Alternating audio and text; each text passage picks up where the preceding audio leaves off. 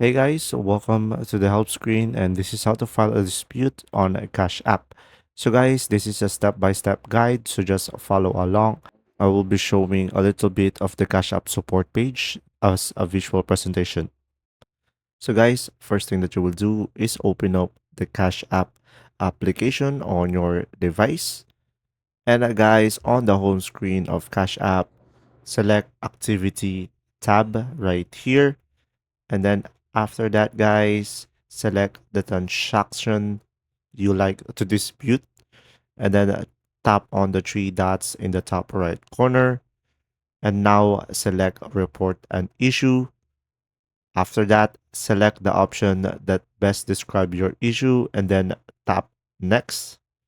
And then from there, Cash App officials will review your case and contact the recipient to ask them for a refund if relevant, or they may be able to file a dispute with the card network.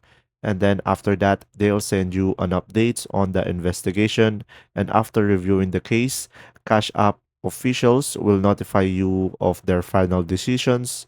And then from there, guys, you will be able to file a dispute on a Cash App. If this video was helpful, please like and subscribe. Thanks for watching. See ya.